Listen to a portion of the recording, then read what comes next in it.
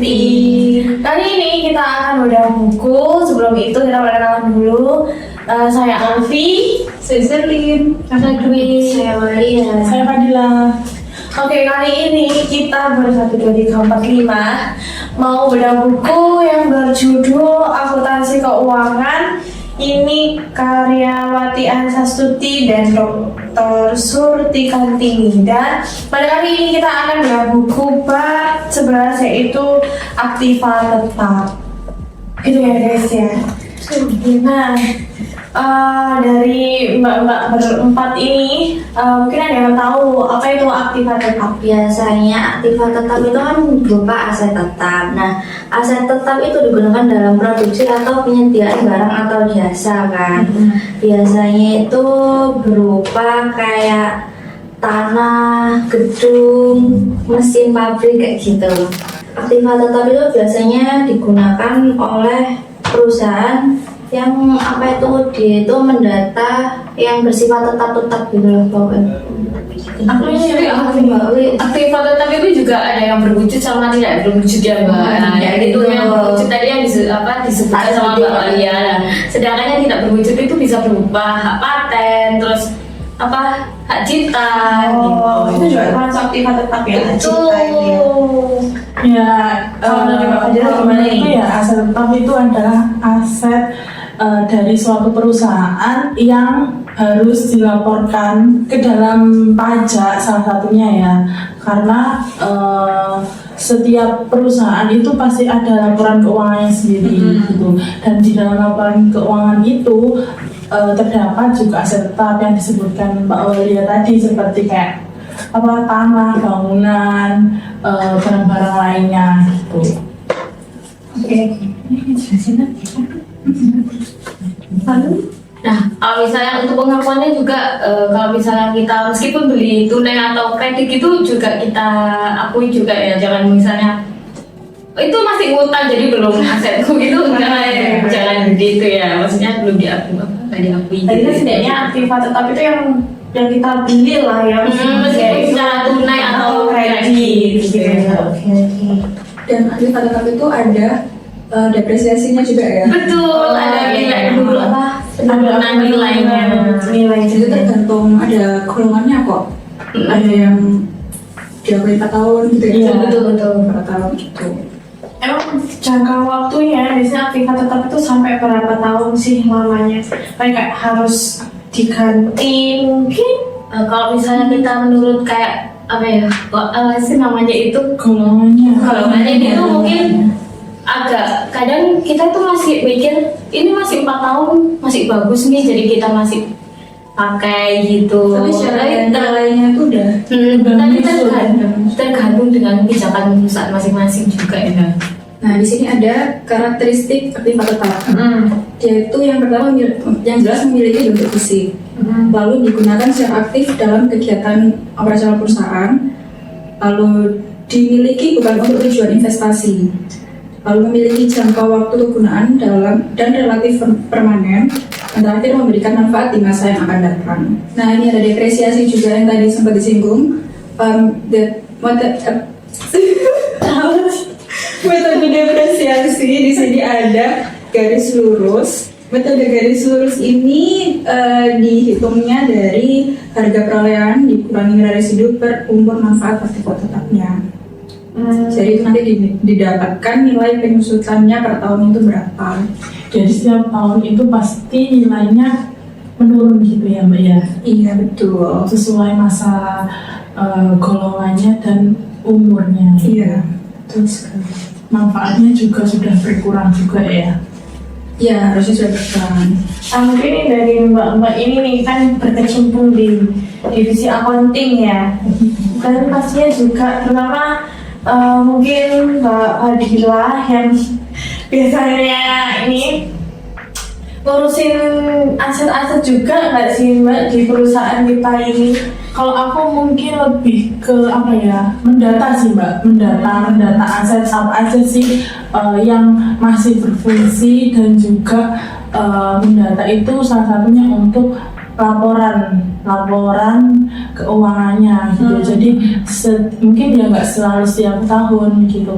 Kita cross check aja apakah aset yang kita laporkan itu sesuai dengan fisiknya, dan fisiknya itu apakah masih berfungsi gitu. Oh Gitu. Selain laporan juga, kita juga ada data untuk aset tersendiri gitu. Jadi nggak semua aset itu masuk laporan karena kan apa ya, kayak mungkin aset yang harganya di bawah 100.000 itu kan harganya nggak material ya. Jadi itu cuma kita catat aja, catat di laporan kita bahwa kita punya aset itu gitu. Tapi nggak semuanya dimasukkan ke laporan keuangan tersebut. Berarti yang dicatat sebagai laporan tuh yang nominalnya di atas. Kalau saya sendiri itu di atas 500.000 itu menurut saya sudah cocok. Kalau masih di bawah itu masih lihat dulu barangnya juga, terus manfaatnya juga. Kalau memang barang itu mungkin nggak bertahan lama juga, itu nggak dimasukkan. Tapi itu tetap di jurnal sebagai aset. Tetap bukan di jurnal sih Mbak, apa kayak kita punya list apa ya, data list aset tersendiri gitu. Jadi kalau misal atasan tanya misal aset kita apa aja sih yang harus disusutkan di tahun ini gitu, ya kita cross check data yang kita laporkan di laporan keuangan itu sama data kita tersendiri, sesuai fisik, sesuai mungkin aset tetap yang kita opname langsung fisiknya itu sama apa enggak gitu sih Mbak. Tapi itu dimasukkan di sistem ya? Tetap itu, tapi sebagai biaya. Sebagai biasanya Itu masuk ke akun biaya? masuk akun biaya. Atau enggak juga kan kadang ada aset yang kayak misal laptop kan termasuk aset, itu pasti masuk ke laporan juga. Kayak ada pendukungnya kayak chargernya kan kadang ada rusak, itu kan kita ada perbaikan aset tetap itu berupa kita beli cas laptop tersebut, ataupun juga mouse gitu kan bisa, atau baterai juga bisa lagi. Ini kan di perusahaan kita kan ada banyak cabang ya. Itu pencatatannya keseluruhan atau per cabang ya, kalau pencatatan aktiva tetap gitu itu? Kalau aktiva itu tetap kita catatnya per cabang. Oh, per cabang ya. Cuma nanti kan kalau untuk laporannya kan tetap jadi satu gitu. Jadi termasuk cross checknya itu setiap tahun nggak sih kayak gitu? Setiap tahun, dan juga buat cross check ulang setiap kita laporan pajak kan kita juga harus cross check gitu. Meskipun kita sudah ada konsultan pajak, tapi kan mereka kan juga nggak tahu fisiknya. Mereka kan mintanya pasti datanya ke kita. Jadi kita cross check lagi, bener nggak sih asetnya masih ini, ataupun ada yang nambah. Setiap tahunnya kan pasti ada ya yang nambah aset gitu, beli apa gitu. Setiap bulan pun pasti ada nggak sih, kayak misalkan beli meja itu kan termasuk harga yang termasuk itu kan bisa dimasukkan di aktiva tetap kan kayak gitu. Biasanya. Iya itu juga, tapi kan kalau kita beli meja kan juga nggak setiap tahun gitu. Tergantung kita belinya meja itu yang yang bentuknya plastik ataupun besi, karena beda golongan. Kalau misal plastik itu kan cuma 4 tahun gitu, kalau besi kan bisa sampai 8 tahun gitu. Itu dimasukin datanya, dibedain per 8 tahun sama per 4 tahun gitu, atau langsung gitu, cuman ada kita masukin di keterangannya kayak ini harusnya lama nih, ini apa? Enggak sih, lebih ke Ada peraturannya. Iya, ada peraturannya sendiri, dan juga biasanya ngurutinya by golongan. gitu. Jadi kayak misal contoh kita kan ada banyak cabang nih, pasti setiap cabang itu ada aset tetapnya sendiri-sendiri. Nah contoh satu cabang CSB ya, CSB itu ada golongannya ada berapa, ada misal ada dua golongan pertama sama golongan kedua. Jadi kita urutin golongan pertama itu apa aja, baru yang selanjutnya golongan kedua. Jadi lebih gampang gitu nanti akumulasi penyusunannya gitu. Baik, terima kasih Mbak Fadila atas penjelasannya. Mungkin teman-teman yang lain ada yang mau tambahan lagi atau sudah? Oke, baik. Terima kasih Mbak Fadila atas penjelasannya sebagai apa ya? Dia yang ngurusin pusat gitu. Iya nggak apa ya kan? Iya, FAB. ya, maksudnya lebih ke ini kan dia kan jadinya tahu di selama ini kan kita di cabang ya mungkin.